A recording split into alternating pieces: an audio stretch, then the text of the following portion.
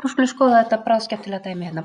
Við erum með ferstærending og hliðarlengdirnar eru gefnar 2, 3 og 5 og ég er búin að teikna þetta upp, merkja inn hliðarnar og mér finnst ágætt að setja, bara á sem flesta staði þannig að ég veit að það er það 5 hér og þá er það líka hér, náttúrulega beint fyrir neðan og beint fyrir ofan. Þannig að ég er búin að merkja inn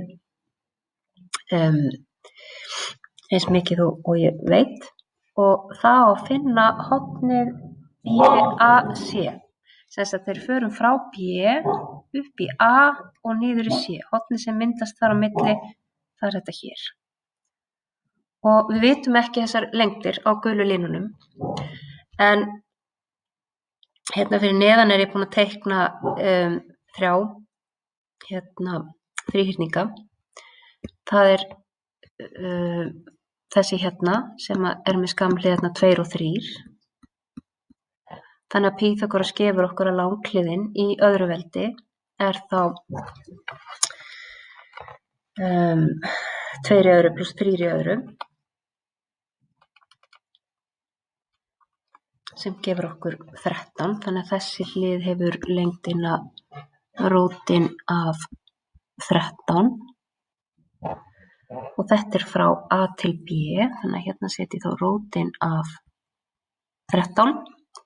Síðan er það þríhyrningurinn hérna á botninum, þar sem að langhliðin er BC.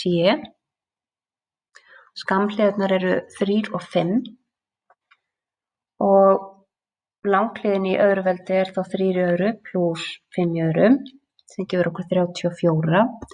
Og það þýðir að lengdin á þessari hlið er rótin af 34. BC er hérna rótin af 34.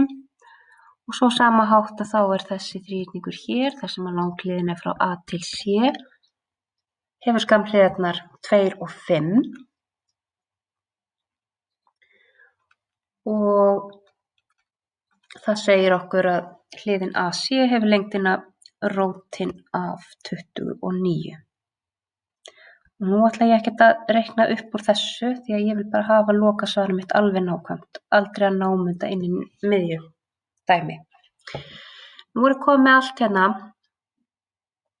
og get sett inn í kósinusregluna, bara beint. Og það sem skiptir máli, og ég gerði það í öðru myndbandi, að ég sneri þessari reglu við og einangraði hornið. Og nú heita hornin okkar ýmist A, B eða C. Það sem að við reynum að láta það ekki trufla okkur, heldur bara að hornið sem við erum að finna kemur hér. Hliðin sem er beint á móti horninu kemur þá hér. Og svo er þetta þá bara hinar 2 skammhliðarnar. Sem að myndi þá vera þessi og þessi. Hornið sem við erum að finna er þá þetta hérna og hliðin sem beint á móti er þessi hér. Þannig að það sem við setjum inn í regluna myndi þá vera að hornið sem við vitum ekki er kósínus 1 af önnur hliðin í öðru veldi, sem sagt rótin af 13 í öðru veldi, það er auðvitað bara 13 og rótin af 29 í öðru veldi er 29 og svo mínus rótin af 34 í öðru veldi sem er 34. Síðan deilum við með 2 sinnum rótin af 13 sinnum rótin af 29. Stimplum þetta inn og hér þá náttúrulega passa reiknivélin sér stillt á gráður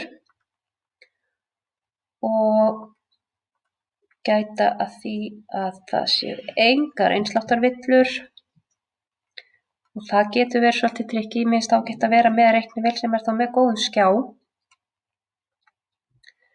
Þannig ég sjái hvort að það vantar einhverja sviga. Og ég fæ hérna 78,11 gráður út af þessu. Ef þið eru með venjulega reiknivél, þá skuluð þið passa að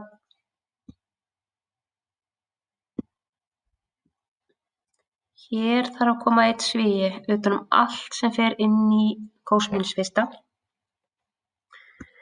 Síðan þarf að vera svigi utan allt sem fyrir ofan strik og allt sem fyrir neðan strik. Þannig að þá myndi þetta líta í rauninni svona út. Beinni línu, kósmínsfista, opna sviga fyrir nefnaran,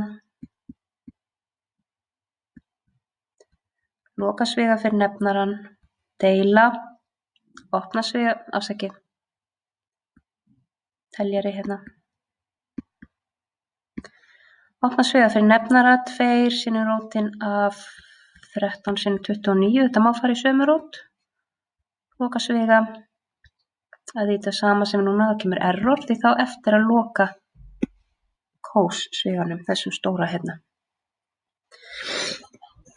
Þannig að það svona kannski hættan hér að gera einhverju einsláttavillu. Reynið bara að vera með góð reiknivél eða eitthvað á netinu þar sem þið sjáið á skjánum hvað þið eru að stimpla inn.